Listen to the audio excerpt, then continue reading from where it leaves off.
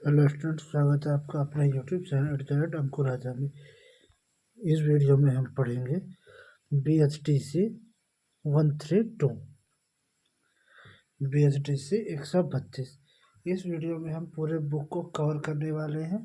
BHTC 132 के जितने भी इम्पोर्टेंट क्वेश्चन हैं जो कि एग्जाम में आ सकते हैं, उन सभी को इस वीडियो में हम कवर करने वाले हैं। आप पूरे वीडियो को ध्यान से देख लीजिए, आपको हर एक क्वेश्चन समझ में आ जाएगा। अधिक जानकारी के लिए आप हमारे व्हाट्सएप ग्रुप से जुड़ सकते हैं, जिसका लिंक डिस्क्रिप्शन में दिया हुआ है। इसी वीडियो के डिस्क्रिप्शन में दिया हुआ है। चलिए बिना समय खर्च किए वीडियो स्टार्ट करते हैं।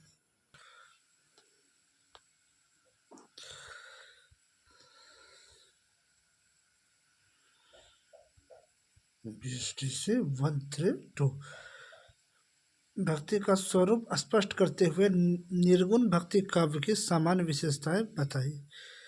निर्गुण भक्ति काव्य एक ऐसी कला है जो ईश्वर भक्ति को नाम रूप में नहीं बल्कि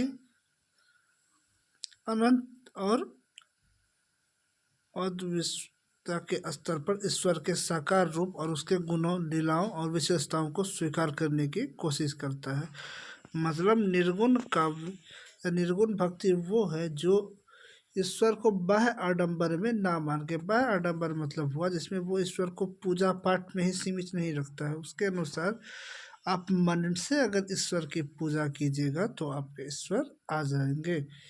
तो इसके बहुत सारे कवि हुए हैं सभी जो निर्गुण भक्ति के बारे में बताते हैं। इसकी मुख्य विशेषता यह है कि यह भक्ति को ईश्वर के स्वरूप में देखता है, उसे निराकार, निर्गुण तथा साकार, सगुण रूप में व्यक्त किया जाता है। उसके माध्यम से भक्ति निर्दिष्ट धर्म, जाति या किसी भी प्राचीन परंपराओं से अपने को अज्ञानिक रूप में मुक्त करती है और आत्मा को आध्यात्मिक संवाद में प्रवेश करती है।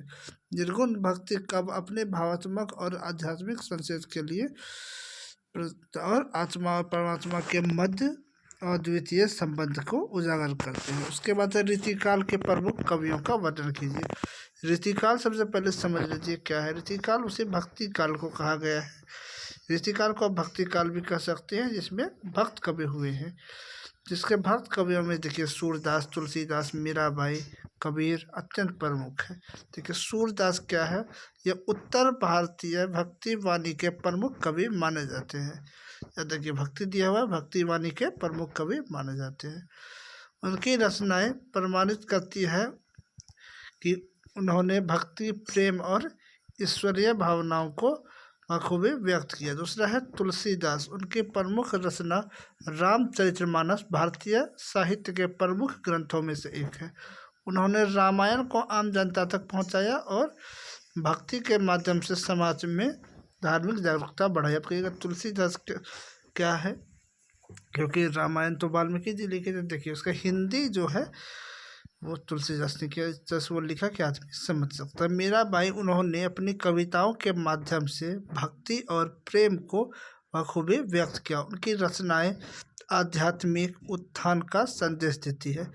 उसके बाद कबीर है। उनके दोहे और पद भजनों में वे निर्दोषता, सर्वधर्म संगति और ईश्वर की उपासना के संदेश में प्रयुक्त होते हैं। उनके ग्रंथों में मानवता और धर्म के महत्व को उजागर किया गया है।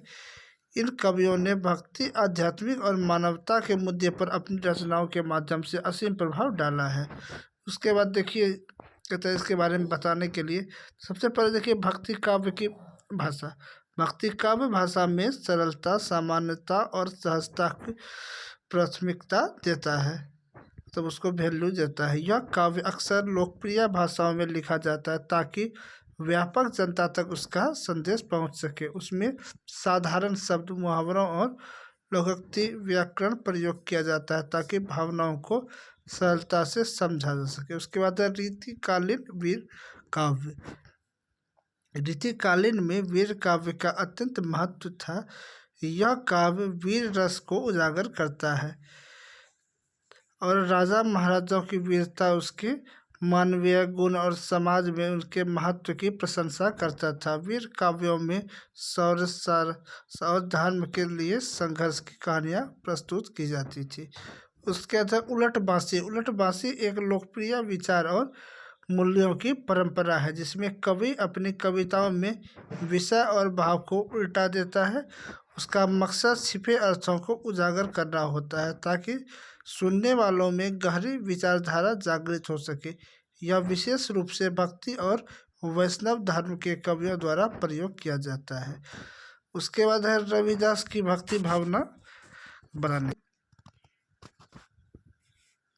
तो देखिए, रविदास की भक्ति भावना में समाज के सभी वर्गों को समाहित करने की भावना थी। उनके भजनों में, रचनाओं में जाति, धर्म और सामाजिक भेद को नकारने की प्रेरणा थी। उन्होंने इस भावना को अपनी कविता में रविदास नाम से महान संत के रूप में प्रकट किया। उसके बाद है मीराबाई।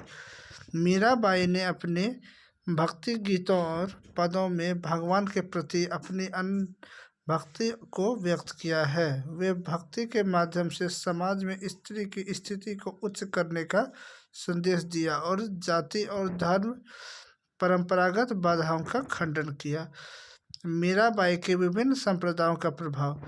हिंदू धर्म में मीराबाई के भजन को अनन्य भक्ति के प्रतीक माना जाता है। सिख धर्म में भी मीराबाई का अत्यंत महत्वपूर्ण स्थान है। उन्हें भक्ता मीरा के रूप में सम्मानित किया जाता है। इस्लाम धर्म में भी मीराबाई का बहुत ही महत्व है। इस्लामिक समुदाय में भी उसकी भक्ति और समर्थन को सम्मान दिया जाता है। मीराबाई के भक्ति रस के कारण उन्होंने भजनों और कविताओं का प्रभाव विभिन्न सामाजिक समुदायों में है और उनके संदेश ने समाज को समृद्धि, शर्त और सामंजस्य देने का कार्य किया है। उसके बाद है देखिए जायसी। जायसी के काव्य, जायसी एक कवि हैं। तो जायसी के बारे में बोला जाता है कि जायसी के निहित प्रेमत्व का विवेचन कीजिए। उसके कविता में प्रेमत्व के बारे में क्या दिया गया। देखिए, जायसी के काव्य में प्रेम का विवेचन करते समय उन्होंने समाज, धर्म और व्यक्तिगत रूप से प्रेम की महत्ता को उजागर किया। उनके कविताओं में प्रेम को उन्होंने व्यक्तिगत, सामाजिक और धार्मिक स्तर पर उतार चढ़ाव दिखाया है। उसके बाद है तुलसीदास। तुलसीदास की भक्ति विशेष रूप से हिंदू धर्म और भक्ति के प्रति उनकी अटल आस्था अनुसार होती थी। उन्होंने रचनाओं में रामचरितमानस जैसे महाकाव्य में भक्ति का अद्वितीय प्रकटीकरण किया था, जो रामायण के माध्यम से भगवान राम की महिमा और उनकी पूजा को बड़े प्रेम से दर्शाता है। अब देखिए, उसके बाद आता है साहित्य लहरी। ये बड़ा इंपॉर्टेंट क्वेश्चन हो जाता है। साहित्य लहरी साहित्य के एक ऊर्जावान और प्रभावशाली लहर को दिखाती है। यह विशेष रूप से साहित्य के विभिन्न क्षेत्रों में नवता की प्रेरणा का संकेत करती है। उसके बाद नवता भक्ति हिंदू धर्म में आस्थाओं का उल्लेख करती है, जो भक्ति के विभिन्न प्रकारों को दर्शाती है। शांत, वात्सल्य, साखी, दास, स्नेह, प्रेम, भय, विभस और आत्मनिवेदन। यह विभिन्न भावनाओं और अनुभूतियों को संकेतित करती है, जो भक्ति की विविधताओं को दर्शाते हैं। उसके बाद है मीराबाई की पदावली की महत्वपूर्ण। देखिए, मीराबाई का जो पदावली था, जो मीराबाई के भक्ति भाव का उजागर करती है। उनकी पदावली में उन्होंने भगवान के प्रति अपना प्रेम, उनकी भक्ति का अद्वितीय ढंग से किया है।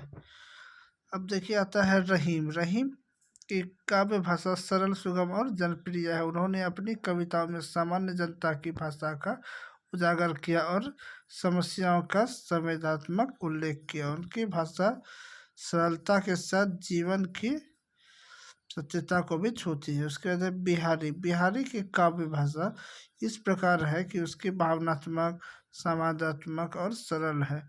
उनकी कविताओं में उन्होंने सामाजिक मुद्दे, प्रेम और मानवीय भावनाओं को एक साहसिक तरीके से उजागर किया। तो हमारा वीडियो समाप्त हो गया। वीडियो देखने के लिए धन्यवाद। जय हिंद।